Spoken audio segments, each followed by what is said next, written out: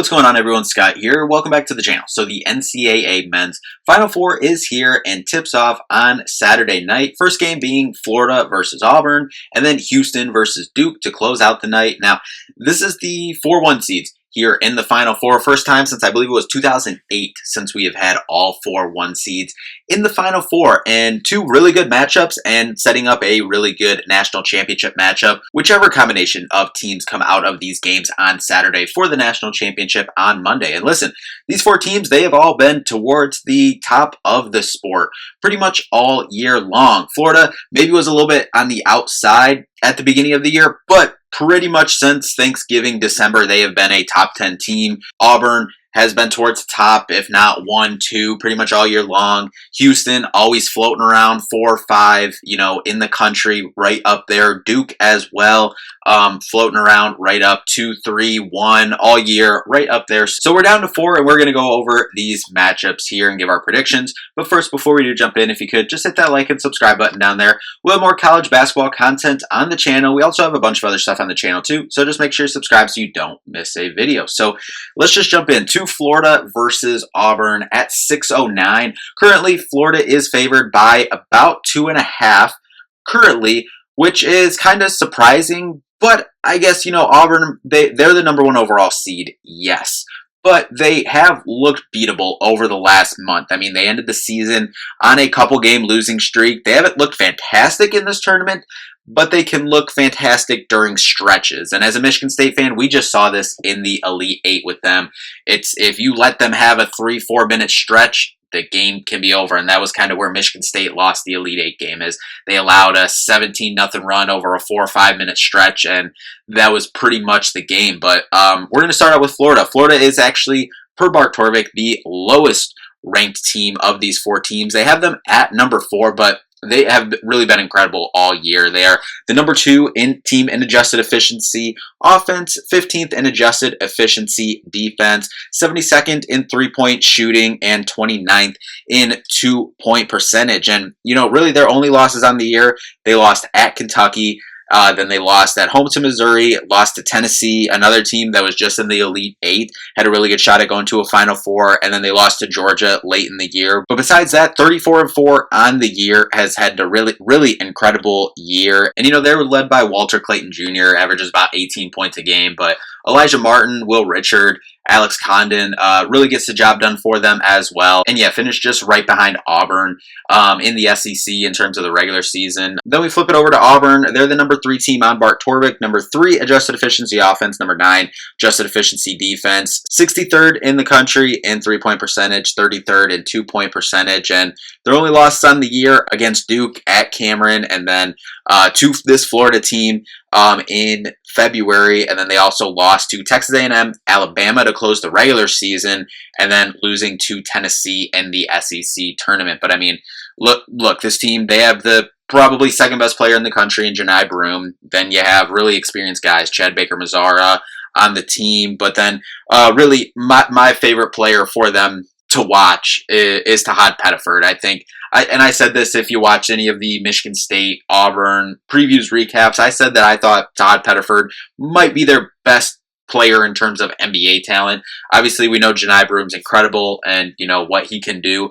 But, we've seen that this whole year throughout this tournament as well. But I think Tahad Pettiford, in terms of next level, I think is their best player there. But Miles Kelly, Chaney Johnson, Dylan Cardwell is a really incredible piece for them as well. So they are a very tough team to play. Now, as we said, Florida is favored by about 2.5 in this one. Bart Torvik has this as a 80-79 Auburn win. And I think I'm going to stick with that. I mean, especially after just playing Auburn, I would love to see them lose. But I just think all year it's been Auburn. They've been 1-2 best team in the country. I think they find a way to get it done, but Florida, a really, really good season, and I would not be surprised if they win this game, even though, they will be the favorites in this one, but I'm going to go with Auburn to come out of this first Final Four game. Then you flip it over to the other side with Houston. Bart Torvik actually has Houston as the #1 overall team in the country. They're the 9th rated team in adjusted efficiency offense, 1st in adjusted efficiency defense, best defense in the country all year long, 2nd in 3-point percentage, 281st in 2-point field goal percentage though. They did suffer some losses over like the first, beginning of the season, and they lost to Auburn early in the year. They lost to Alabama, San Diego State, kind of a weird one. Texas Tech they lost to at the beginning of February. But, besides that, they've been 34-4 all year and a really incredible team to watch. As we said, incredible on defense, and then they can really shoot the 3-ball well. But LJ Cryer has been really good for them. But Emmanuel Sharp, Milos Uzan, Juwan Roberts, Joseph Tugler blocking the ball for them, almost 2 blocks a game for him on the year. So this is a very tough team to play, especially on the defensive side. But on the other side, you have Duke, and they've been the number 1 or 2 team, similar to Auburn, pretty much all year. They've been here. They have the best player in the country in Cooper Flagg. They're rated 1st in adjusted efficiency offense, 4th in adjusted efficiency defense, 7th in 3-point field goal percentage, and 6th in 2-point field goal percentage. Only losses on the year to Kentucky on a neutral court, Kansas on a neutral court, Clemson at Clemson. Besides that, they are 35-3 on the year, and obviously, like I said, they have the best player in college basketball in Cooper Flagg. Con Knipple, another freshman, is really incredible for them as well. Tyrese Proctor, really like him, especially getting his shot off the bounce. And then Kaman Maluwach, I really like him as well. Averages about 9 and 7 and a block a game for them. I mean, this is a really, really hard team to play against, and that's been on display throughout this tournament run. I mean, the only really close game was Arizona. That was 100-93 win. But besides that, they have been blowing teams out all tournament long and pretty much all season long too. Now, as I said, the line for this game currently is Duke favored by about 5.5, and Bart Torvik has this actually as a 65-64 Houston win. I'm not going with it. Duke is the best team here. They're the number 2 overall team, given how the bracket worked out, but I think they're the best team here. They have the best player, and I think they do have the best complementary pieces, like Coop, Janai Broom, yes, LJ Cryer, Walter Clayton, yes, but when you look at the next guys behind those, superstars for those teams, Duke has it here.